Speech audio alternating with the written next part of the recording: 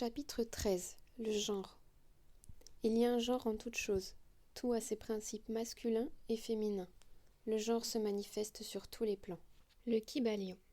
Le 7e grand principe hermétique, le principe du genre, implique la vérité que le genre se manifeste dans toute chose, que les principes masculins et féminins sont toujours présents et actifs dans toutes les phases d'un phénomène, sur n'importe quel plan de vie. À cet endroit, nous croyons utile d'attirer votre attention sur le fait que le genre, dans son sens hermétique, et le sexe, dans le sens ordinaire du mot, ne sont nullement la même chose. Le mot genre dérive d'une racine latine signifiant engendrer, procréer, faire naître, créer, produire. Un moment d'attention vous montrera que ce mot a une signification plus large et plus générale que le mot sexe, ce dernier se rapportant aux distinctions physiques existant entre les choses vivantes, mâles et femelles. Le sexe est simplement une manifestation du genre sur un certain plan du grand plan physique, le plan de la vie organique. Nous voudrions imprimer cette différence dans votre esprit car quelques écrivains, qui ont acquis seulement une connaissance superficielle de la philosophie hermétique, ont cherché à identifier ce 7e principe hermétique avec les théories et les enseignements étranges, fantaisistes et souvent répréhensibles concernant le sexe. Le but du genre est seulement de créer, de produire, d'engendrer, etc. Et ces manifestations sont visibles sur n'importe quel plan de la vie phénoménale. Il y a quelques difficultés à produire des preuves scientifiques à ce sujet, parce que la science n'a pas encore reconnu ce principe comme étant d'une application universelle. Cependant, quelques preuves proviennent de sources scientifiques. D'abord, nous trouvons une manifestation très nette du principe du genre parmi les corpuscules, les ions et les électrons, qui constituent la base de la matière, ainsi que le reconnaît la science, et qui, en se combinant d'une certaine manière, donne naissance à l'atome, lequel, il n'y a pas bien longtemps encore, était considéré comme un et indivisible. Le dernier mot de la science est que l'atome est composé d'une multitude de corpuscules d'électrons et d'ions, entre parenthèses ces divers noms étant appliqués par plusieurs auteurs compétents, tournant les uns autour des autres et pourvus de vibrations de très haute intensité. Mais la science ajoute que la formation de l'atome est due en réalité au groupement de corpuscules négatifs autour de corpuscules positifs. Les corpuscules positifs semblent donc exercer une certaine influence sur les corpuscules négatifs, obligeant ceux-ci à exécuter certaines combinaisons et à créer, à engendrer, un atome. Cela va de pair avec les enseignements hermétiques les plus anciens, qui ont toujours identifié le principe masculin du genre avec le pôle électrique, positif, et le principe féminin avec le pôle négatif. Maintenant, un mot concernant cette identification. L'esprit public s'est formé une impression entièrement erronée sur les qualités de ce qu'on appelle pôle négatif de la matière électrisée ou magnétisée. Les mots positifs et négatifs sont appliqués à ces phénomènes par la science d'une manière tout à fait fausse. Le mot positif signifie quelque chose de réel et de puissant, comparé à une faiblesse ou à une irréalité négative. Rien n'est plus éloigné de la réalité en ce qui concerne les phénomènes électriques. Ce qu'on appelle le pôle négatif de la pile est en réalité le pôle dans lequel et par lequel la génération et la production de nouvelles formes d'énergie se manifestent. Il n'y a rien de négatif. Les auteurs scientifiques les plus compétents se servent maintenant du mot cathode au lieu de pôle négatif, cathode venant d'une racine grecque signifiant descente, voie de génération, etc. De la cathode sort l'essaim d'électrons et de corpuscules. Du même pôle émergent ces merveilleux rayons cathodiques, qui ont révolutionné les conceptions scientifiques durant les 10 dernières années.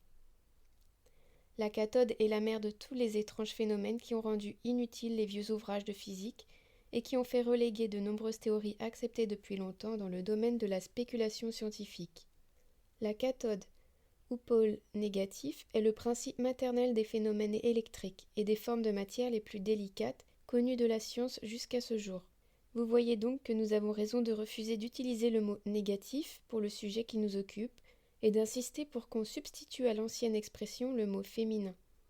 Les faits que nous voyons chaque jour nous conduisent à cette conclusion sans avoir besoin de nous reporter à la doctrine hermétique. Nous nous servirons donc du mot féminin à la place de négatif, en parlant de ce pôle d'activité. Les derniers enseignements scientifiques affirment que les corpuscules ou les électrons créatifs sont féminins. La science dit qu'ils sont composés d'électricité négative. Nous disons qu'ils sont composés d'énergie féminine.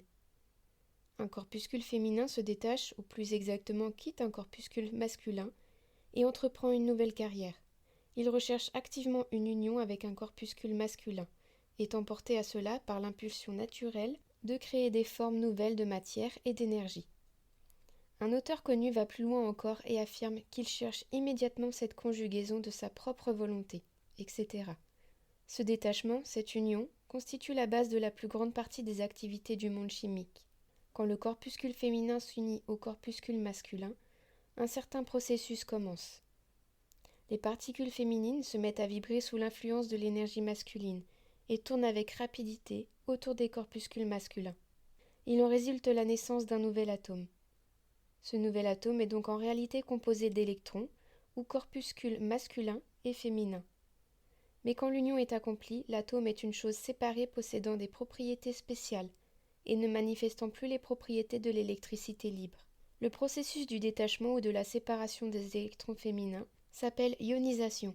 Ces électrons ou corpuscules sont les travailleurs les plus actifs du grand champ de la nature. De leur union et de leur combinaison sortent les divers phénomènes de lumière, de chaleur, d'électricité, de magnétisme, d'attraction, de répulsion, d'affinité chimique, de non-affinité chimique et tous les autres phénomènes de même nature. Cela est dû à l'opération du principe du genre sur le plan de l'énergie. Le rôle du principe masculin semble être de diriger vers le principe féminin une certaine énergie inhérente et de mettre ainsi en activité le processus créatif. Mais le principe féminin est toujours celui qui accomplit le travail actif créateur.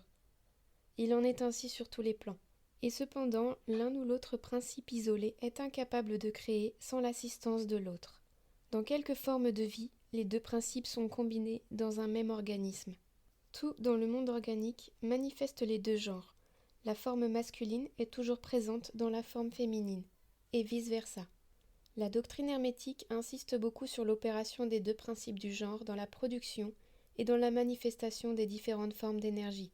Mais nous ne croyons pas utile d'entrer dans beaucoup de détails à ce sujet, parce que nous sommes incapables de confirmer ces vérités à l'aide de preuves scientifiques, pour cette raison que la science n'a pas encore approfondi suffisamment la question.